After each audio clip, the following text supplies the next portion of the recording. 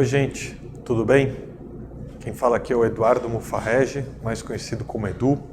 Queria dizer antes de mais nada que é um prazer poder fazer parte do Colab Gov Summit.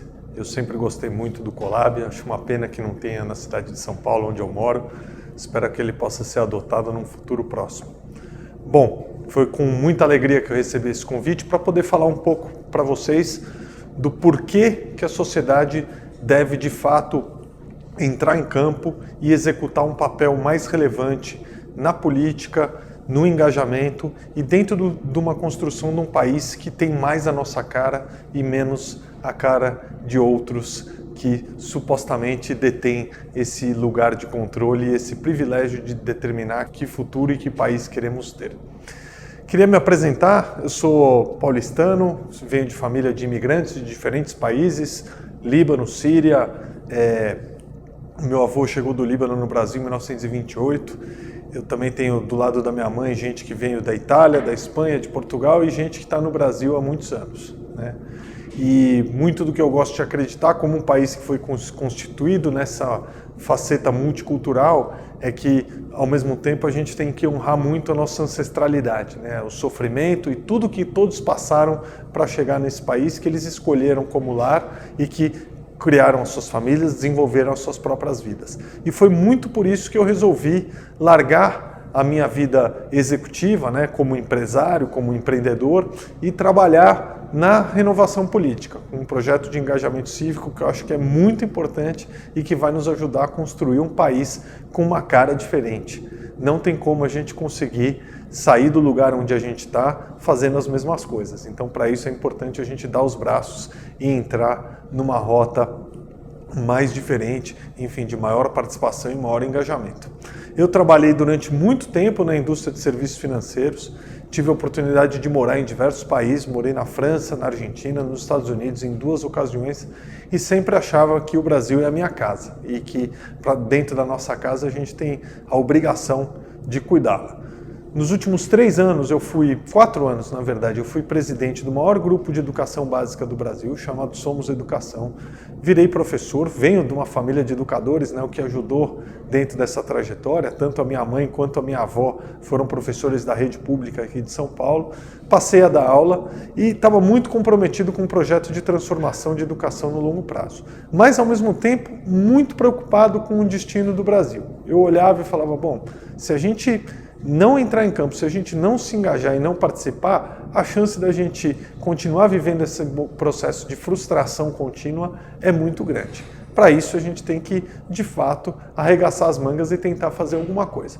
E eu via que desde 2013, com todos esses movimentos de engajamento cívico, gente querendo participar, as próprias passeatas que aconteceram, as manifestações de rua, tinha alguma coisa faltando. Primeiro era o reconhecimento que tem uma mudança geracional. Tem mais gente do que a gente viu no passado disposto a entrar na política e a servir o país. Isso é muito bom. Eu acho que a gente está começando a ver um renascimento da política brasileira. Aquilo que a geração dos nossos pais, em grande parte dos momentos, fez, que foi estigmatizar a política, criticar, dizer que aquilo não era uma coisa para gente honesta, que servir a sociedade não era um caminho que a gente deveria perseguir, eu acho que está caindo por terra. E o que a gente está vendo agora é um bando de gente boa, gente comprometida, gente honesta, gente com vontade de servir à disposição e se mostrando disponível para entrar em campo com o restante da sociedade. Falo várias vezes em entrar em campo, também porque eu tenho uma história que eu acho que é legal dividir com vocês. Também sou presidente do Conselho da Confederação Brasileira de Rugby, que é um esporte pouco conhecido no Brasil, mas que eu tenho muito orgulho de participar e eu estou especialmente feliz porque fomos campeões sul-americanos nesse final de semana pela primeira vez. Mas voltando aqui ao foco da nossa conversa, que é a questão política. Então, durante muito desse tempo, assim, a gente olhava e falava, bom, a política não é para nós. Se você chegasse em casa e comentasse com seus pais que você queria trabalhar com política, todo mundo ficava assustado, dizia que a gente não deveria fazer. Mas eu acho que essa ficha de fato caiu. Não dá para a gente não ocupar os espaços. E na política ainda, os espaços que ficam vazios acabam sendo ocupados, não sempre, mas muitas vezes por gente que a gente não gostaria que estivesse naquele lugar. Mas para isso é importante que a gente, de fato, se disponibilize, se voluntarie e ocupe esse espaço. E eu ficava pensando e falava, bom, tem esse bando de gente afim, tem um monte de gente que está com vontade de participar. Mas se a gente não ajudar essas pessoas, o que vai acontecer? Elas vão desistir. Porque, de fato, hoje a gente tem uma estrutura, um sistema muito cristalizado e muito arraigado, dominante, que não tem muito interesse e compromisso com renovação de quadros e renovação de práticas.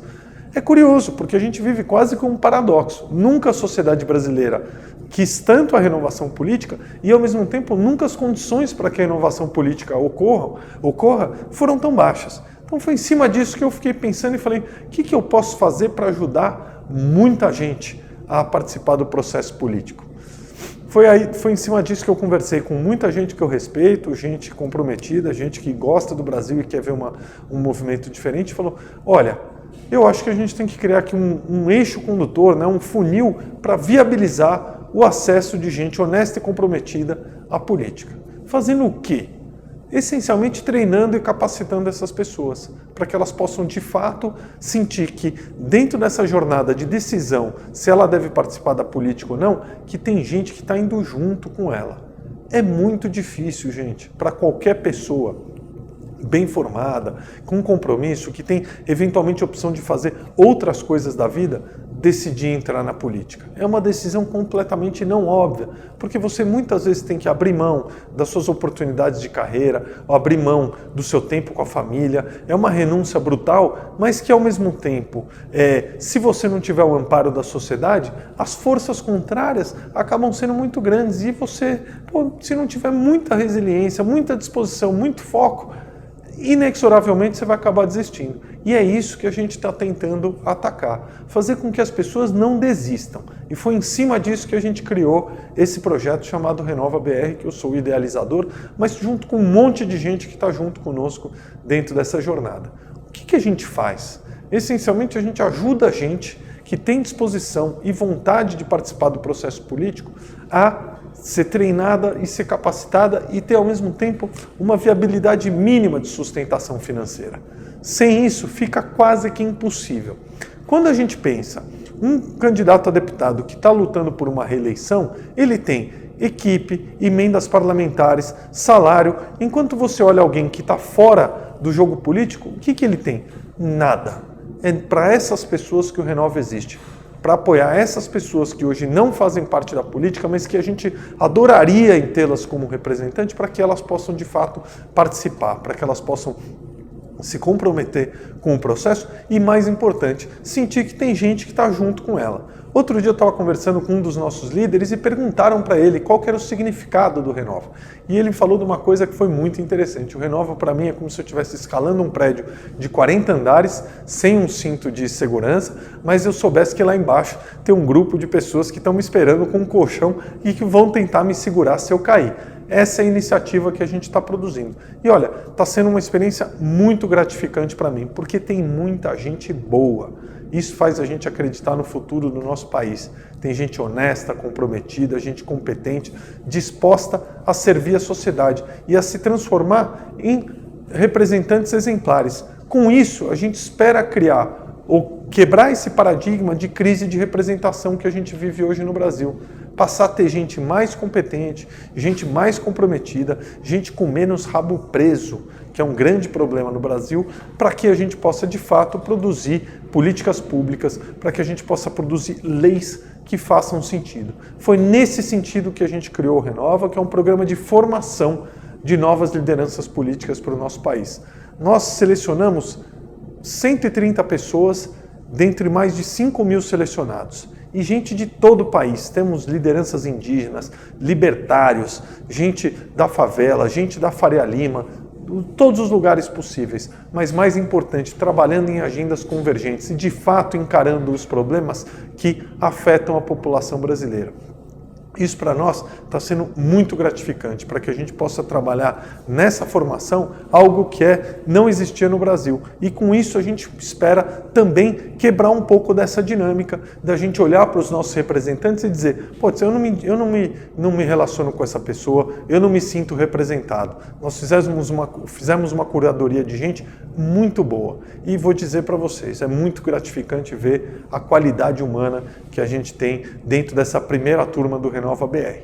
Então, de um lado, a gente começou esse projeto muito focado em viabilizar o acesso dessas pessoas honestas e competentes à política, olhando para esse primeiro ciclo, né? Esse ano de 2018 é um ano em que a gente vai ter eleições complexas para o eleitor, porque tem uma decisão de presidente, governador, 2 senadores, deputado federal, deputado estadual, mas ao mesmo tempo uma sensação de que uma iniciativa como o Renova tem que ser uma iniciativa de perdurar, uma iniciativa pelos próximos muitos anos. E a gente espera que em cima disso a gente possa ajudar a produzir uma nova classe política para o nosso país. Sem isso, acho que a gente não vai ficar desalentado, o país não vai deixar de existir, mas eu acho que com uma iniciativa como Renova, a gente pode sonhar mais alto e a gente pode de fato acreditar que o Brasil tem jeito. E com gente boa, gente competente, a gente começa a produzir uma realidade nova dentro do Congresso Nacional e dentro das Assembleias Estaduais. Muita gente também nos perguntou como é que a gente vai funcionar, né, em todos os próximos anos. Então foi um pouco do que eu comentei. Nossa vontade é fazer com que o Renova seja um programa para os próximos muitos anos do nosso país e que a gente possa ter turmas em todos os anos, independente de ser ano de eleição ou não, porque o Renova não é um programa focado numa eleição específica, ele é um programa focado no desenvolvimento e na formação de novas lideranças políticas e a gente acha que isso é muito importante para a gente conseguir construir um país diferente. Vamos pegar toda essa galera jovem, boa, mobilizada, ou às vezes até não jovem, porque a gente tem muita gente de mais idade que também tem o mesmo grau de comprometimento e o mesmo grau de vontade, e vamos ajudar essas pessoas a não desistirem, vamos dizer para elas que a sociedade está junto com elas e que dessa forma a gente consegue quebrar esse ciclo vicioso da política brasileira, porque se a gente continuar do mesmo jeito, eu acho que a gente vai continuar colhendo os mesmos frutos. E não é isso que a gente quer enquanto sociedade. Então fica aqui mais uma vez meu agradecimento à equipe do Colab por participar desse Summit e estou junto com vocês. Muito obrigado.